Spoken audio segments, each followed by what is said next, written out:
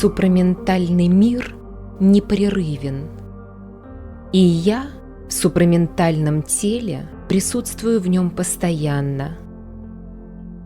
Как раз сегодня я получила тому доказательство, побывав там, в земном сознании, между 2 и 3 часами пополудни. Теперь я знаю, что для того, чтобы между 2 мирами, физическим миром, как он есть, и супраментальным миром, как он есть, возникла постоянная и сознательная связь, необходима промежуточная зона. Остается создать такую зону одновременно в индивидуальном сознании и в объективном мире, и она уже создается. Говоря о появлении нового мира, я имела в виду именно промежуточную зону. И даже находясь с этой стороны, в области физического сознания, когда я наблюдаю, как супраментальная сила, свет и субстанция проникают в материю, я знаю, что идет строительство этой зоны, и я участвую в нем.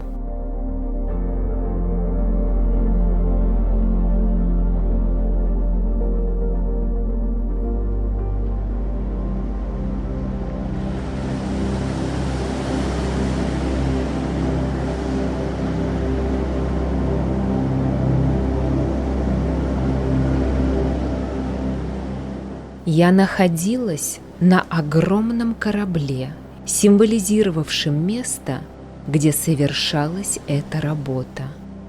Корабль был размером с город и, видимо, уже успел поплавать, поскольку организация на нем была совершенной. Там люди готовились к супраментальной жизни. Они уже прошли трансформацию, по крайней мере частично, потому что как корабль, так и все, кто был на борту, не принадлежали ни материальному миру, ни тонкому физическому, ни витальному, ни ментальному. Это была супраментальная субстанция, максимально материальная, наиболее близкая к физической супраментальная субстанция, что проявляется первой.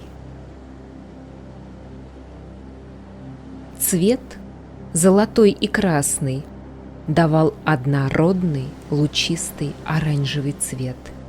Все, свет, люди, было такого цвета, но только разного оттенка, что позволяло различать предметы. В целом складывалось впечатление, что в этом мире не существует теней. Там были какие-то оттенки, но не тень. Вокруг царили радость, покой и порядок. Все шло так, как надо, и в полной тишине.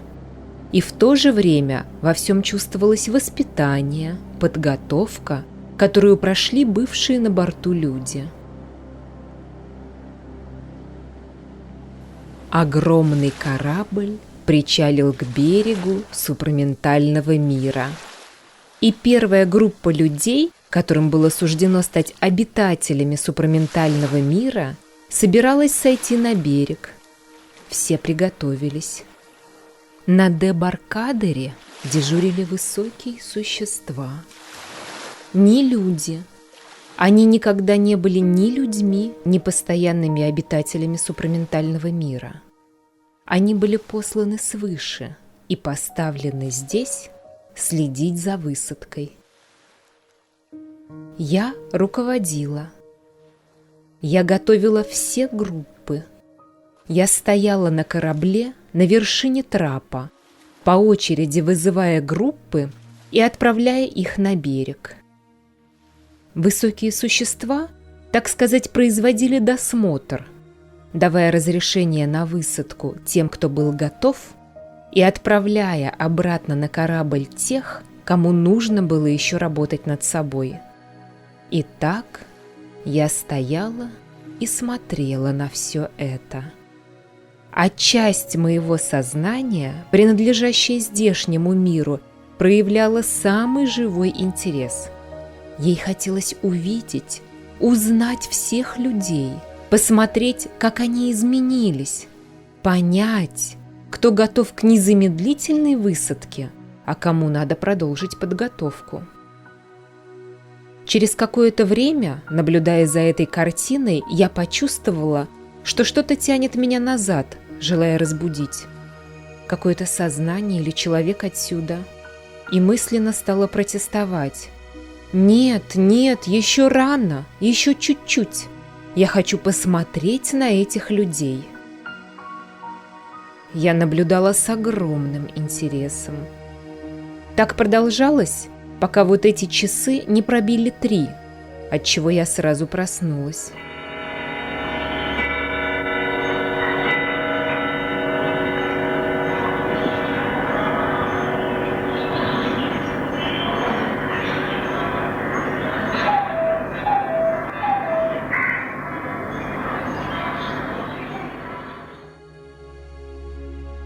У меня осталось впечатление внезапного падения в тело. Я ощутила шок, но сохранила полную память о видении, поскольку проснулась мгновенно. Я спокойно посидела, не двигаясь, чтобы осознать опыт и запомнить его. Предметы, находившиеся на корабле, были иной, незнакомой нам природы. Например, одежда была не из ткани, а то, что играло ее роль, было не искусственного происхождения. Это была часть тела, состоявшая из общей субстанции, которая принимала разные формы. Эта субстанция была очень пластичной.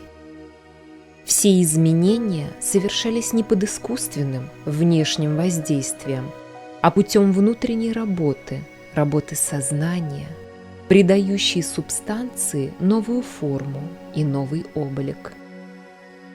Жизнь творила свои формы. Все предметы состояли из одной субстанции. Менялось только качество ее вибрации в зависимости от назначения и потребностей. Тела людей, вернувшихся на корабль, по цвету не были однородны. Они были покрыты сероватыми пятнами. Их субстанция напоминала земную. Они были тусклые, как будто свет не до конца проник в них, и трансформация еще продолжалась. Но они были такими не целиком, а лишь частично. Высокие существа на берегу были другого цвета. По крайней мере, не такие оранжевые, бледнее и прозрачнее. За исключением одной части тела, различить можно было только контуры. Они были очень большие. Кажется, у них отсутствовал скелет, и они могли по желанию принимать любую форму. Единую плотность имела нижняя часть их тела от талии, а про верхнюю такого сказать было нельзя.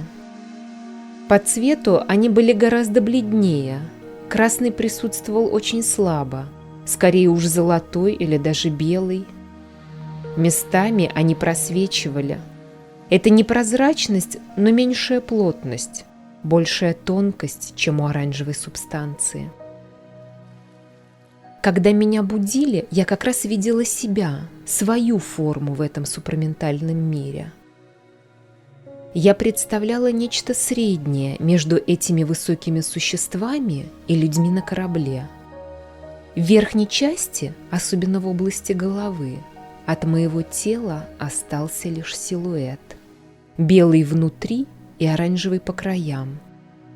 Ближе к ногам цвет становился такой, как у людей на корабле, то есть оранжевый, а выше он был светлее и прозрачнее, с меньшей долей красного.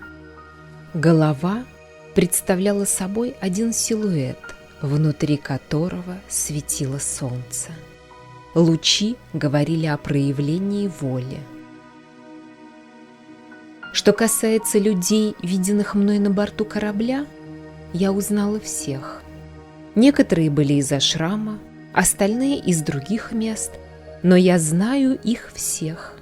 Я видела всех. Но поскольку мне было известно, что, проснувшись, я не смогу вспомнить их, я решила не называть имен. Впрочем, это и не обязательно. 3 или 4 лица были заметны очень хорошо. И увидев их, я поняла чувство, охватывавшее меня, когда я смотрела в их глаза. В них была такая необыкновенная радость. В основном люди были молоды. Детей я почти не видела. Во всяком случае, младше 10-12 лет. Я находилась там не так долго, чтобы запомнить все подробности. Стариков, за редким исключением, тоже не было. Как правило, на берег спускались люди среднего возраста. Раньше, когда изучались люди, способные к супраментализации, какие-то случаи разбирались неоднократно. Некоторые люди поразили меня. Я их отметила и даже кое-кому рассказала. Но тех, кто сошел на берег, я видела очень отчетливо. Они были среднего возраста. Среди них почти не было ни детей, ни стариков, что вполне соответствовало моим ожиданиям. Я решила не называть вам имен. Поскольку я не видела всего до конца, я не могу дать точную картину. Она не будет ни полной, ни четкой. Я не хочу сказать одним и оставить в неведении других. Я могу сказать, что критерием отбора служила только субстанция, из которой состояли люди. То есть принадлежность супраментальному миру определяла субстанция. Никаких моральных или психологических критериев. Вероятно, новая субстанция тел возникла в результате какого-то внутреннего движения, внутренней работы, которая в тот момент не принималась во внимание. По крайней мере, теперь ясно, что ценности там совершенно иные. Вернувшись и восстановив в памяти опыт, я осознала, что супраментальный мир существует постоянно, и мое присутствие в нем не прерывается. Не хватает лишь одного звена, чтобы в сознании и в материи миры сомкнулись, и это звено создается сейчас. У меня появилось ощущение, и оно не покидало меня довольно долго, почти целый день, крайней относительности. Даже нет, это не совсем точно. Связь между мирами совершенно меняет систему оценки вещей. Там она построена не на разуме, и при близком знакомстве с ней возникает странное чувство, что масса вещей, которые мы считаем хорошими или плохими, в действительности таковыми не являются. Я совершенно определенно увидела, что ценность вещи зависит от ее способности пропускать через себя супраментальный свет и осуществлять связь с ним.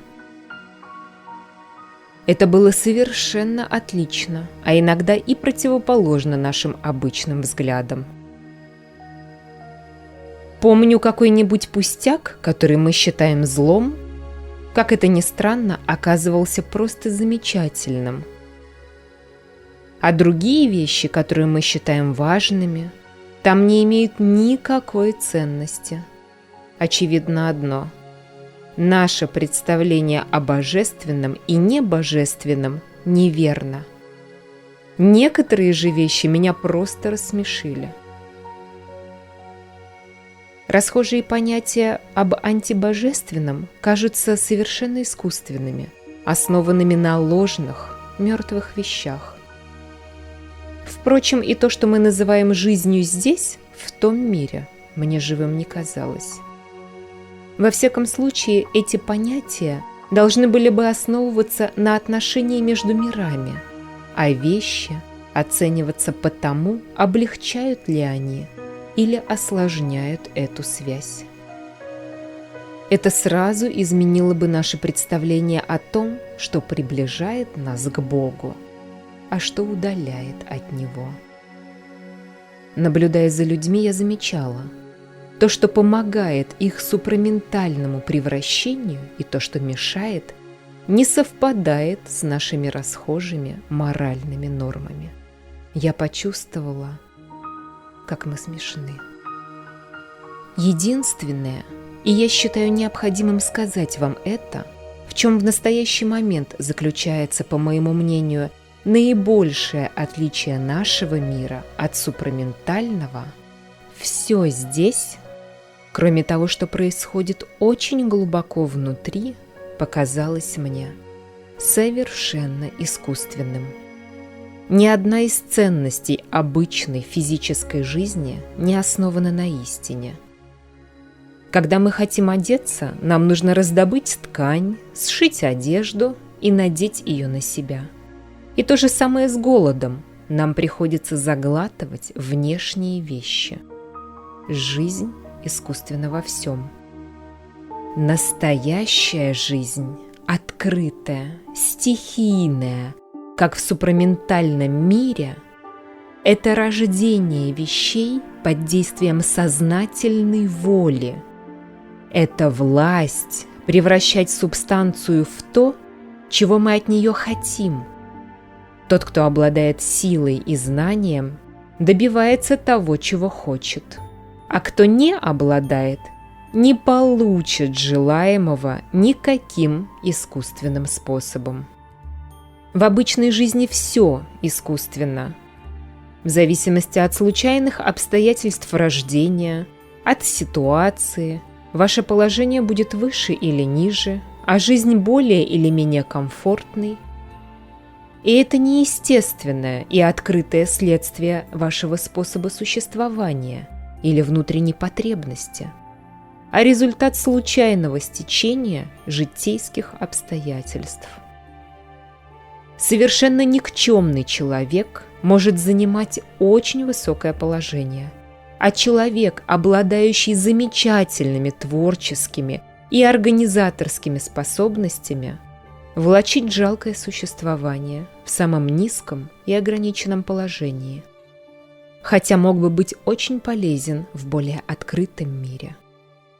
Вот эта искусственность, неискренность, полное отсутствие истины предстали передо мной в таком поразительном виде, что вообще непонятно, каким образом мы можем иметь хоть какие-то верные представления в мире, переполненном фальшью. Но чтобы вы не впадали в тоску, мрачность, раздражение и возмущение, поделюсь с вами напоследок еще одним ощущением.